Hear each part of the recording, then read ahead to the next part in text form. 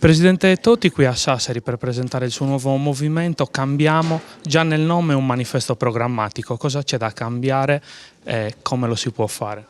Beh, c'è da cambiare tantissimo se uno arriva in una città importante del nostro paese, della seconda potenza manifatturiera del continente europeo e trova che mezza casa non abbiano l'acqua e viene da una regione dove sono crollate strade ed autostrade per colpa del maltempo. Io credo che qualsiasi cittadino si renda conto di quanto profondamente bisogna cambiare, con concretezza e senza la velleitarietà che abbiamo ascoltato in questi anni da tanti partiti politici, a partire dai 5 Stelle di cui sono campioni del mondo in assoluto. C'è da cambiare, c'è da riportare competenza nella politica, serietà, dei piani seri e attuabili per il Paese, c'è da smettere la compromessa vanvera a cui non crede più nessuno, c'è bisogno di riportare amministratori locali che sappiano gestire i loro territori anche al governo di questo Paese. Non possiamo avere 60 miliardi di investimenti pubblici bloccati nei conti correnti dei comuni, delle regioni e del governo perché non abbiamo le leggi per poterli spendere, mentre si promette la flat tax ad ogni campagna elettorale e non arriva mai.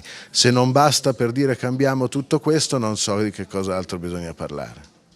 Primo approccio politico con la Sardegna, che sensazioni ha e qual è la strada per radicarsi e strutturarsi anche a livello territoriale?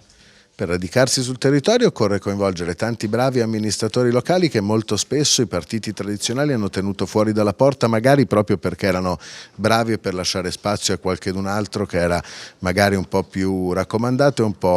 e un po' più accomodante di quanto non lo fossero. C'è bisogno di riportare competenza dentro i partiti, c'è bisogno di riportare meritocrazia e in democrazia la meritocrazia sono il voto dei cittadini, nulla di più, nulla di meno, mentre nel nostro Paese abbiamo fatto a gara a fare leggi elettorali in cui i cittadini non potevano scegliere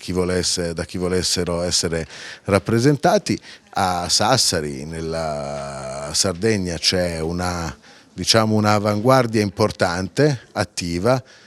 con le carte in regola per poter cominciare un lavoro che non ha l'ambizione di finire domani mattina, ma ha l'ambizione di innervare il centrodestra italiano con nuove idee, nuove prospettive, un po' di modernità e smetterla di guardare, camminare con la testa girata all'indietro, ma guardare davanti, perché bisogna vincere le elezioni, ma poi bisogna anche saper governare questo Paese.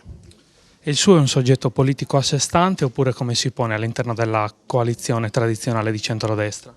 Ma noi siamo di centrodestra, noi abbiamo i valori del centrodestra, proveniamo da una storia di centrodestra, noi abbiamo il valore dell'impresa, di chi si alza la mattina e va a lavorare e tira avanti questo Paese, magari facendolo anche contro norme e controlli vessatori oltre ogni limite. Abbiamo il valore della famiglia, abbiamo il valore della modernità e del progresso e non di bloccare i cantieri, le gallerie, le ferrovie, lo dico in una regione dove le infrastrutture sono un tema di mancanza endemica, quindi siamo convintamente all'interno del centrodestra senza rinunciare a quelle che sono le nostre idee, le nostre tradizioni. Noi siamo moderati, siamo liberali, siamo riformisti, siamo popolari, siamo quel mondo che vuole vincere le elezioni ma vuole dare anche risposte, perché veniamo tutti dalle amministrazioni locali e si sa che si può vincere e fare il sindaco, ma il giorno dopo bisogna uscire nella piazza del paese a testa alta avendo dato risposte ai cittadini. Non sempre l'hanno fatto né il centrodestra né il centrosinistra.